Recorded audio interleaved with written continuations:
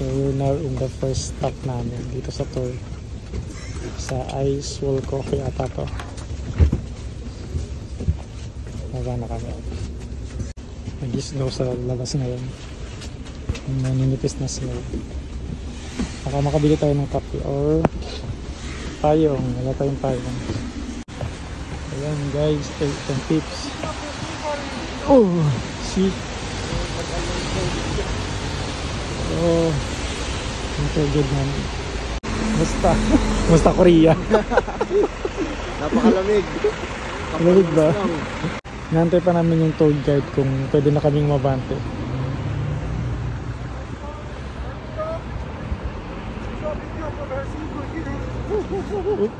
Okay, come with me. This way. Okay. Grabe ang snow, no? Ito hindi masyado makapal. Pili siya, pero ano, ang dami.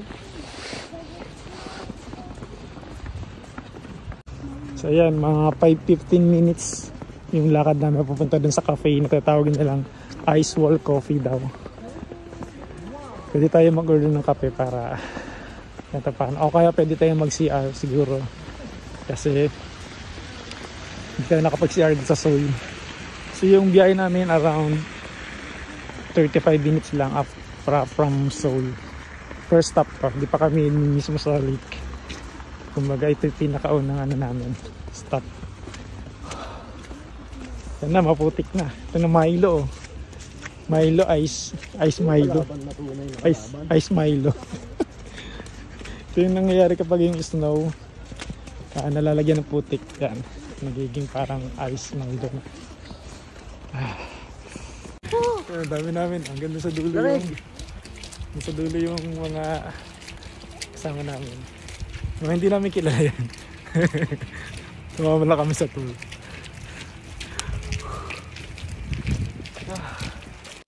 Yan, 15 minutes na po kami naglalakad. At medyo lumalakas yung snow. Parang lumalaki yung pitak-pitak niya. Hindi parang maliit na ano. Tawag dyan. Sapa sa atin. Hilo ba talaga yan? Oo. Oo. Yan, pwede natin ikutin. Ay, hilo ba talaga? Wow. Ang dami yung nagtitik ng photos. Wow. Ayun o. Oh. So nandito na kami sa loob ng cafe. Pumasok kami. Hanggang doon yung pwede pupunta ngayon sa tulay. Tapos pakita ko lang tong tingnan nyo guys. Yung peeps oh. Wow. Ito nyo yan. Para maubos na yung battery ko sa dami ng pwede mong picturean or videoan. Grabe ang ganda oh. Wow, hanggang doon sa dulo. So punta natin para makita nyo din. Oh. Tamang-tama talaga yung punta namin kasi nag-snow. Ang ganda ganyan tingnan sa video. This one oh, may tawiran na parang maliit na tulay dito.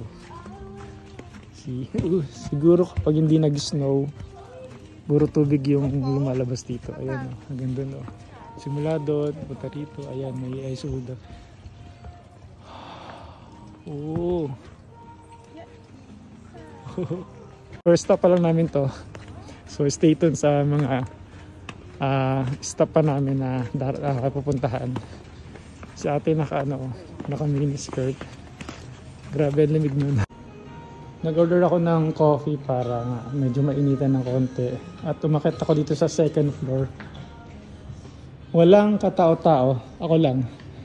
Kahit na isa oh. So tingnan natin yung view dito sa taas. Para mapakita ko sa inyo. Warm dito. Thank you. Ito yung view sa taas ng cafe na to. Ayan oh. Ito yung, diyan kami kanina nagpa-picture. Oh. Did you see that? Pwede atang buksan to. Ito yung Ice Wall Cafe. Baba na tayo. Kunin natin yung kape natin.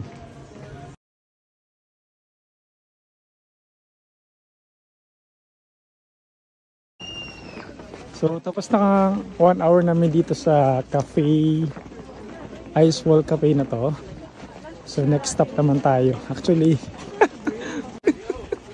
tama na, marami pa tayong pwedeng kuhanan na ano, magandang lugar. So stay tuned lang kayo sa mapupunta pa namin. Ito, papunta na kami lahat doon. Palabas na kami lahat. Ayan, first stop pa lang. Enjoy na kami. Grabe, sobrang enjoy. Sude.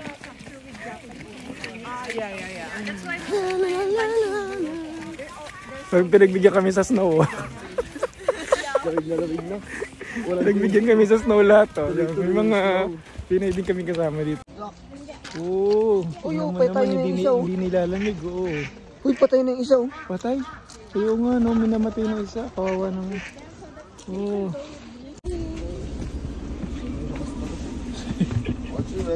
Sabi snow ngayon, no? Wow! Snow war! Dito na kami sa second destination. Oh, grabe yung snow. Hangin.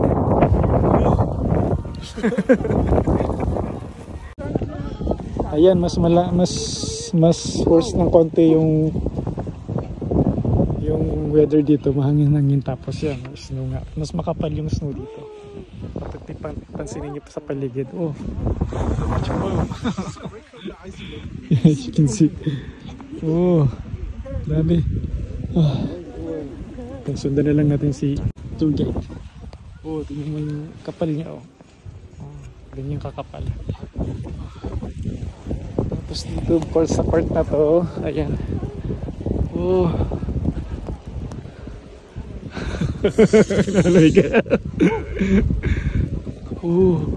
Sabi nga pala kanina ng tour guide, sa part daw na to malapit na dito yung mga parang North Korean base.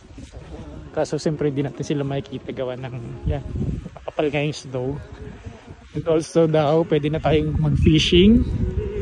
Kaso yung fishing is 25,000 won, and then yung slid naman is magkano nga yung slid? Parang 10,000 won ba yung slid? Parang 10,000 ata yung slid. Medyo mahal yung fishing. Hindi rin available daw yung sa lake gawa ng siguro dahil sa weather din, hindi rin sa available ngayong araw. So okay lang, importante makarating tayo sa destination. Ayan, Puchonsi. Meron din kayong makikita mga parang tagdaw dyan, mga games or pwede kang mag games, kakuha ka ng mga stuffed toys kung gusto mo, pero syempre hindi siya libre.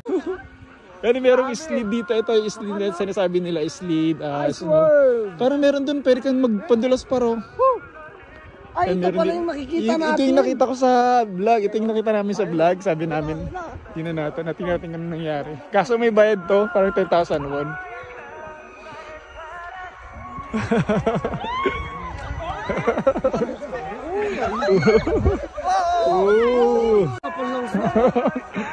Ang kapal ng snow dito kasi yun nga, foreign boundary na daw to ng North Korea. Kaya makapal yung snow dito. Uy, may mga parang iglo, tawag ba na iglo? Ano to? Yellow talaga. Plastic lang. Oh, may Christmas tree bigla. Oh. Wow. Grabe yung kapal ng snow nila dito. Wow, ilang araw na kaya to. Masakit sa kamay yung pagbibideo. Pero okay lang, basta nakita nyo lahat. Para sa inyo lahat yung video ko. Para may mga reference kayo kung gusto nyo pumunta ng South Korea. Yan. At ganitong date or ganitong buwan nyo gusto pumunta. Ito na lang i-try natin kasi wala naman tong limit ata. Wow. Grabe yung medyo may siloy sa pero akit-akit lang. Grabe, ice wall talaga dito. So, tanong natin kung magkano. Tara, tingnan natin kung magkano. Para matry natin.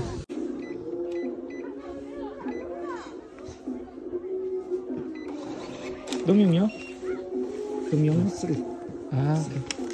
Okay, kamsahan mo ba? 30k par. 30k. 30k. 15 isa? 15 isa. Yan, nagbayad na kami at 15,000 won. Medyo mahal lang konti. Around 600 siguro. Okay. Yung bag natin, para ba tayong video? Doon na tayo. Hindi ko na, dadali ko na yung bag ito. So ito. Dadali ko na yung bag. Okay, may parang nilagay. Oh. Abang nila. Okay, ayan na.